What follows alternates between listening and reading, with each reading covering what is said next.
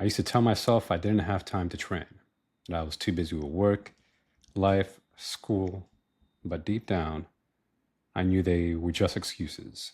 As a Marine veteran, physical therapist, run coach, I realized I was letting myself off the hook. So I made a change. Today, I'm going to show you how I did it. So I'm Dr. Ray Peralta, and over the past 10 years, I've helped hundreds of people rehab injuries, get fit, and reclaim their health. But there was a time when I was the one making excuses, saying, I know what it's like to feel stuck, busy, too tired to train. Right. So in this video, I'm going to share the 4 simple shifts I made to stop procrastinating and start training consistently. These are the exact mindset, scheduling, and tactical shifts I still use. So whether you're a veteran working, 40, 50, 60 plus hours a week, or just trying to get that fire back, this is for you. So on the plan, we're going to rewrite your self-talk, set realistic goals for your seasonal life, break fitness into bite-sized chunks, and set up your environment for success. Plus, my personal story of how I stopped skipping workouts, both in work and grad school. So, overview. So, busy type of excuses I used to make, right? Busy schedule. Oh, I don't have time for the gym. I'm not feeling motivated. I'm too busy answering emails, getting distracted, too many distractions. And here's how I got past all of that. So, tip number 1. Rewrite your self-talk. Stop saying, I don't have time, I'm very busy. To start saying, I'm the type of person who makes things happen, even if it's just for 10 minutes.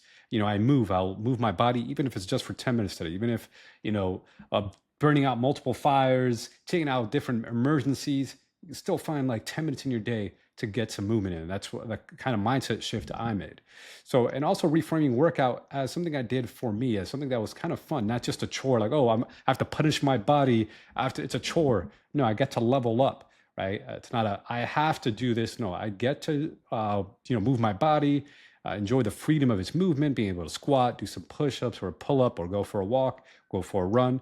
And, visualize. I would like actually sit and visualize what version 2.0 version of me would look like. Stronger, right? Boom, getting jacked. Six-pack abs, being faster, leaner. And, just getting that visual of Ray 2.0, that version 2.0 myself moving around through the world. Because that was very powerful motivator to keep me motivated and say, like, this is the person who I want to be. And I don't want to be the lazy, unmotivated version of me where I'm just sitting on a couch eating ding dongs, Doritos, Cheetos, ordering Domino's pizza, and letting that grease hit my shirt and letting my stomach get bigger and bigger. So tip number 2, set realistic goals based on your life season. See, you're not 22 at boot camp anymore, right? And that's not a bad thing. It's just a different season of life. So for example, I'm currently working 60 plus hours a week between my 9 to 5 job and growing my online business. And I'm currently not training for marathons right now, and that's okay. So my goal is just, hey, gonna get consistent, stay consistent with my fitness. 2 to 3 strength workouts a week, 2 to 3 days of cardio, and some mobility work. And for mobility, I'm a big fan of yoga, flexibility, and meditation, right? 10, 20 minutes of mobility work, just keeping my mind and body limber so I'm not too stiff from being at the desk all hunched over or like my neck or back is hurting. So doing mobility work is very powerful. And then the strength work just helps me stay stronger and, bounce back from injuries. Tip number 3, break down fitness into bite-sized chunks, right? If you're like, oh man, I'm very busy. I don't have time for like a 2-hour gym session. Fine, break it down to just 15 minutes. 15 minutes is just 1% of your day. You can't run for an hour?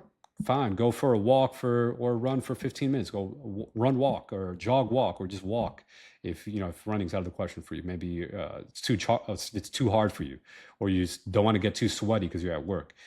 No gym, right? So oftentimes like, man, I don't have access to a gym. What can I do? Calisthenics, right? Body weight exercise, squats, push-ups, pull-ups, sit-ups, planks, side planks, or get some bands, right? You could do a band pull-aparts, banded squats, banded chest press, banded triceps works, banded biceps works. There's so many things you can do with resistance bands. And then, or get a kettlebell, right? You could get a kettlebell, do some kettlebell swings, kettlebell presses, and then breaking down those fitness goals. So let's say maybe I want to do 100 push-ups, but like, I wasn't ready yet to do 100 push-ups. So I broke it down to a smaller portion. Maybe I'll try to aim for 30 push-ups, doing 3 sets of 10 push-ups, and then slowly work my way up until I'm doing more and more reps. Or let's say 10,000 steps of walking a day, right? So maybe that's way too much to do in the beginning. Okay, let's say, can we start with getting 5,000 steps and being consistent with that? And then how can we get it done? We breaking down the walking uh, in multiple little chunks throughout the day, maybe a morning walk, afternoon walk, evening walk. So then at the end of the day, I'm getting closer to that 10,000 step per day goal, and then adding a little bit of walking. So maybe it starts with a 10-minute walk in the morning, then it becomes a 15-minute walk in the morning, then a 20-minute walk, and so forth. And then you can start building upon your fitness, building up that fitness volume as you start being more consistent and getting more into routine with these habits. And obviously, the same thing could apply with running, right? Maybe you're only doing a run workout once a week, but then slowly start doing a second day, and then maybe doing it 3 days a week of running, or you're combining running with walking. So you're alternating run walk days. So multiple ways to do this.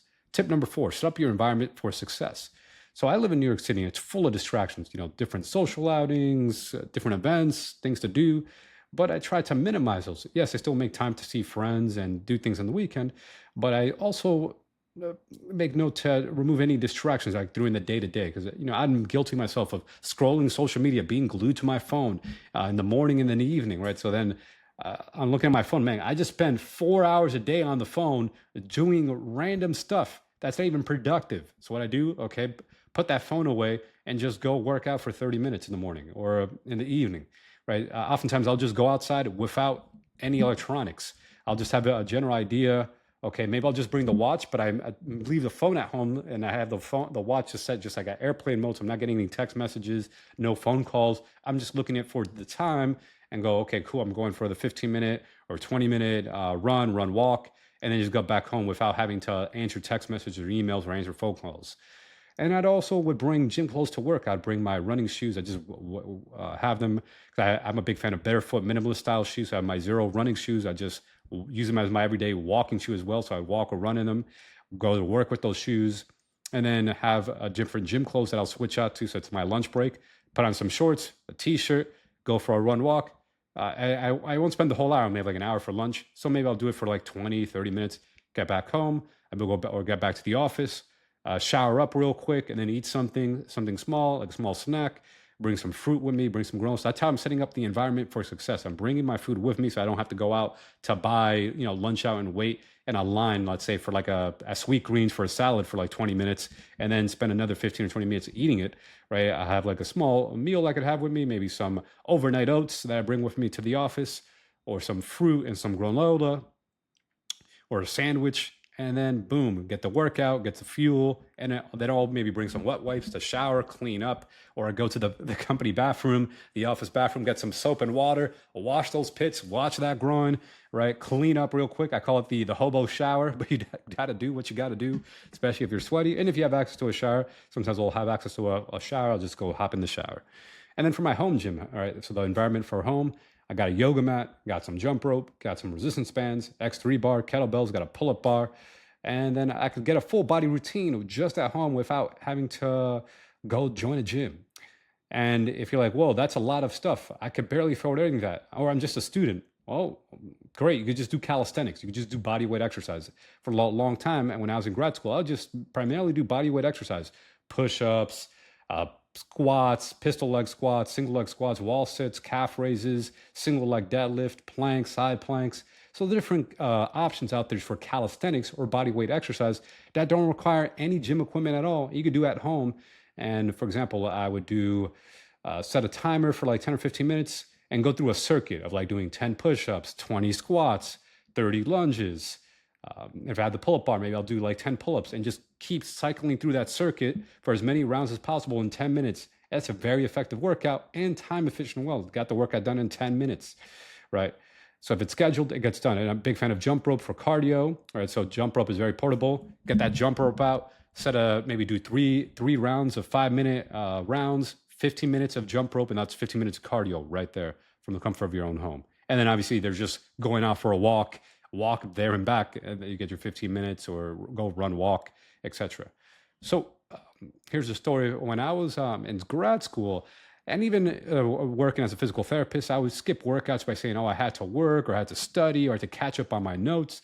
Weeks would go by, and I started gaining weight, started getting fat, getting out of shape. And I'm like, man, this is not acceptable. So I set a bare minimum standard. Hey, can I at least just get 30 minutes of walking? Can I at least get 30 push-ups in the day? And that's where I started, just setting a minimum standard of fitness for myself. And that's how I rebuilt that habit of being consistent, having routine, having structure with my fitness. So if you want help training without pain, whether it's running or any other type of training without pain or burnout, check out my free training, a link in the description. It'll show you how to rebuild strength, discipline, and speed without hurting yourself or needing hours in the gym. And excuses are normal, but they don't have to define you. You just need a better plan, a better environment, and a clear why. And if you're a veteran ready to stop spinning your wheels, let's rebuild from the inside out.